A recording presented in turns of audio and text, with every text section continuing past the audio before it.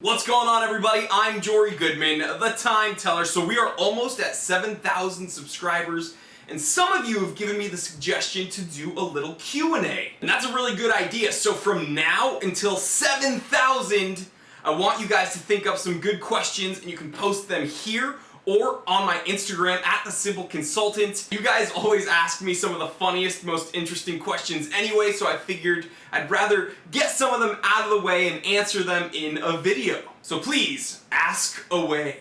It's 1:21 p.m.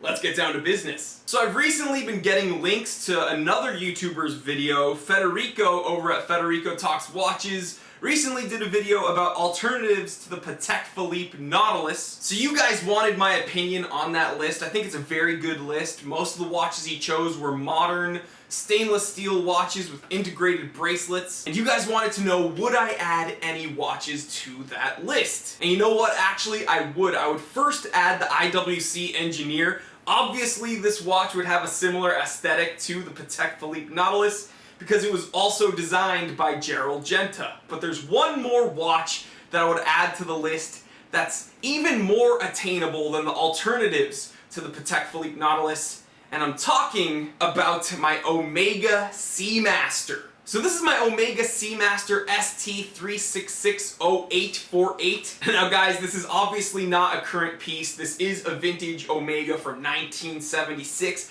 But it definitely has some of that aesthetic that you'd be looking for with a Patek Nautilus. A stainless steel watch with an integrated bracelet. It's sleek, it's sporty, it's very thin. Now, I'm not saying you're gonna fool anyone into thinking this is a Patek Philippe Nautilus, but if you're looking for an affordable way to get into a watch with a similar aesthetic, this is definitely a good option. It's a 35mm, but it wears much larger. I'm actually gonna take off this Seiko Tuna and show it to you on my wrist so that you can kind of see how it wears on my big 7.5-inch wrists.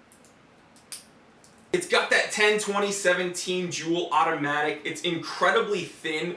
This is one of the thinnest automatics of its time, so it's really incredibly comfortable. You put it on your wrist, you don't even know it's there. It's a really fun piece. That bracelet is gorgeous, the way it catches the light, and I get a ton of questions about it every time I wear it. And I'm happy because I got this watch for an absolute steal, and luckily for you, with some digging around, you can find these for under $1,000. Now, what I will say is that vintage Omegas are going up in price steadily, and finding these 3660848s in good condition is becoming harder and harder, so keep that in mind. Alright guys, but let me know, you may disagree with my judgment, but for 3% of the price of a Patek Philippe Nautilus, I'd say this is a pretty good option. But again, leave me a comment, tell me what you think. What would you choose as an alternative to the Patek Philippe Nautilus? I want to hear you out. And guys, don't forget, my 5,000 subscriber watch giveaway is still going on until October 31st, so please